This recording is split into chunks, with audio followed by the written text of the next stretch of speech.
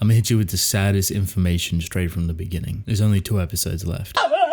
By the time December comes to a close and we move to 2023, there's going to be no more Chainsaw Man anime. That's sad. I've really enjoyed what this show has given us. While it's from a different perspective, a different angle, a different approach emotionally and contextually, I've really enjoyed it. I think it's valuable. I think it's impressive. I think it's utterly creative, and the staff has poured a lot of love into this story. Simply put, I'm impressed and I appreciate their hard work. This episode, however, is no different. And throughout all of it, I was a little bit uncertain because I know they had a lot to cover. I know they wanted to jump between a lot of different things, and I'm sitting here watching and I'm like, can they flicker through all of these different things that they want to show successfully? Is it going to feel jarring? Is it going to feel out of place? Is it going to create some sort of narrative whiplash that emotionally you don't really know how to feel? I was definitely thinking in the wrong direction. Let me put it like this, right? The beginning of the episode, they front load a lot of it with Aki. He's in the hospital. It's very emotional. It's very moody. It's very eye-opening. And even though you have chaotic people like Denji and Power sitting right by his bedside, it still allows you to take in the moment, what we just experienced, who just died, how that's going to affect Aki, the relationship he had with Himeno. It's on one hand thought-provoking, but on another pretty emotional. It's meant to be upsetting in that regard, and you can see Aki kind of struggling to come to terms with this in a lot of different ways. Personally, I've come to really appreciate how they take these really slow moments and showing just simple tasks or actions. It could be Aki lighting up a cigarette or stretching his hands or pulling his hair together, very similar to the time where he was just doing his daily task routine at his house. These moments are purposeful in design to allow you to breathe. You're meant to take in everything that's just happened, take in what this character is feeling, to the point where if it feels a little bit long on the side of uncomfortable, that's usually what it's going for. I would say it's a very standard but also kind of gambling approach to trying to manipulate the viewer into feeling this sense of emotion more severely, more deeply. The reason it can be a gamble is because a lot of people don't really enjoy it. If it's done for too long, or if it's too short, or if it's too frequent, it feels repetitive. And instead of getting the emotional response from the viewer, you're just gonna make them angry or annoyed, or they're just gonna click off or skip over it, you know what I mean? So it's a balancing act at the end of the day, and I feel like they've handled it extremely well through this season, and especially for this episode that jumps very drastically between people, they know how to break it up. So they front load it with Aki, but very quickly Denji and Power step into the scene and they overthrow it drastically. But you'll notice that there's something off about it, and it doesn't feel normal. It doesn't feel like the normal Denji and Power. It feels a little bit more serious this time, and this is kind of a first-hand kind of situation that you're experiencing that's different for once. They still have the goofy persona, but as soon as you see them leave, you'll notice that Denji kind of takes in the situation a little bit more. He's serious. He's trying to genuinely reflect on what has happened, who has died, and he spends a portion of his time reflecting on Himeno and how she was kind of the first friend that approached him. Not only is this great development for Denji, it really goes a long way to show viewers the type of vulnerability mentally and emotionally that Denji has and where it currently sits. It's not all the way there, but it's growing, it's learning, it's evolving, and you're slowly seeing that combine with Aki and with Power. Himeno is a stepping stone for that. Seeing Denji reflect on it wholeheartedly and take his time to digest it and even still come to a conclusion very quickly and play it off like it's nothing is valuable in itself. And while it's sad that he can't recognize the importance of Himeno or feel upset about it, he does recognize that if he is upset about it, it's going to make him more depressed and he wants to have a happy life. So there's a ton of valuable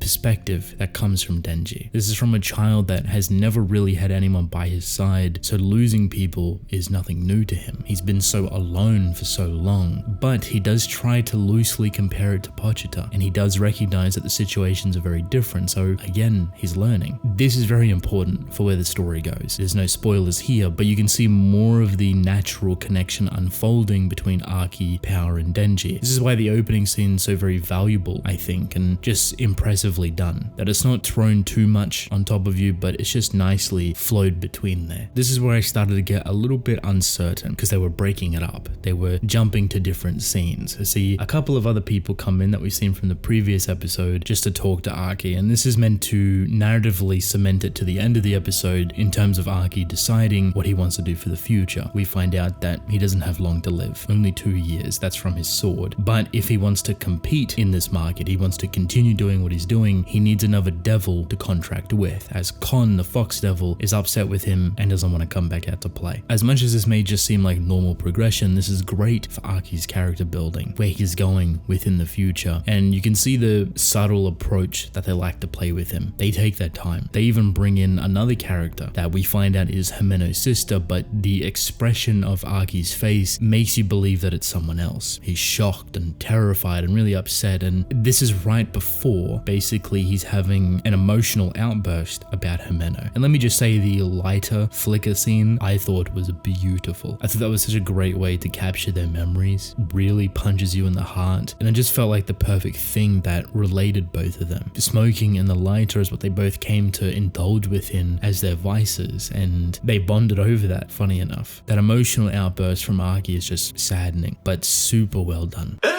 Going back to the shock face that he shows Himeno's sister, for the longest time there's been the general idea that the reason we've never seen her and why Archie was shocked is that Himeno's sister looks exactly like Himeno. This would make a lot of sense. It's not necessarily a theory or like this big elaborate idea, but it's more so just a tragic thing to add to the scene. There'd realistically be no other reason why he'd be so shocked, unless she looked exactly like Himeno. This is where my uncertainty lingered, because we switch out of this scene to Kishibe training Denji in power, and this is a pretty chaotic scene. You know what I mean? Like, there's a lot going into here, a lot of power, a lot of destruction, a lot of chaos, really. So trying to balance this emotional journey that Archie's having with this chaotic montage of training was a little bit interesting. Luckily enough, my uncertainty was quelled because they tailored it pretty well. They didn't show too much of the training or too much of Archie when they were jumping back and forth. They knew that they had to spend more time with Archie and kind of get that out of the way to then jump over to the training. And you get to see all the action that you want. Of course, it's endlessly brutal, but you get a brilliant showcase of Kishibe. Now, the whole purpose of this obviously is to push Denji and Power past their limitations, because they've been taking it a little bit too easy. Now, they're both very powerful, but they could easily be more powerful. This also kind of works as a bonding session between them both, and you've probably noticed it throughout this episode, maybe a couple prior, that Denji and Power are slowly kind of orbiting around each other more and more, and they feel more like siblings than ever before. This is very important. This is exactly what their relationship has always been and what it's going towards. And while there's kind of odd stepping stones between them because of what they are and where they come from and what they've experienced, when they start to learn these new things and become comfortable with each other, where they sit very comfortably is that of very beautiful siblings. You're seeing the earliest stages of that with how they interact with each other, how they talk, the actions that they do, everything really. And this training is not only meant to amplify that, but also make them more prepared within the future when it comes to fighting. I think they've done a brilliant job with Kishibe. He's scary, he's mysterious, and he's just an absolute monster. He is a genius at the end of the day, but he's also a drunk. But he handles things extremely well and he does not hold back. He kills Power and Denji multiple different times just to get it through their head on what they need to do, how to work together, how to take him down. That's the goal, really. And you move over to the next day and you get this beautiful showcase of animation and tactics between Denji and Power. That does not prevail. They get obliterated and blindsided very easily, but Kishibe is impressed with their improvement in such a short amount of time. This doubles back with learning a lot more information not only about Kishibe, how powerful he can be, but also about Denji and Power, with what abilities they can do, how they heal, how much they can actually produce, etc, etc. So it's kind of a mixed bag of a lot of different goodies. Bonding, power scaling, information, learning about Kishibe, beautiful animation, everything, really. It's a great way to fill in the episode, but also progress it with some pretty valuable information that you're going to end off with. The final scene in the episode I really enjoyed. Super simple, but very much moody. I enjoyed the color palette, eerie nature of where they were, which is like this prison complex system that holds devils, and basically Archie getting a brand new devil, which is the future devil. You go in there, you don't see it, but you see a floating eyeball. It's very mysterious. I think very beautifully done, and leaves you with a sense of dread and uncertainty that kind of echoes that whole final scene. Especially with what you've experienced with Chainsaw Man now, you don't know where it's going to go. You don't know who's next, really. ending, and how much brutal can this truly get, and hopefully you'll see it in the final 2 episodes in some way or another. Now the actual ending I thought was very crafty, very cute, very creative. The song was really enjoyable, I loved it as usual, but the visuals was something very different this time. I'm not really sure the best way to explain it, so hopefully I can get some images that do it justice, but it kind of looks like just normal filming for certain things, and they've inverted the colors to make it look real rough and sketchy, and then they've roughly sketched or animated over the top of that live action footage to get the ending that we got. I could be completely wrong, but a lot of the footage does look real, and then they've just chucked over a bunch of filters and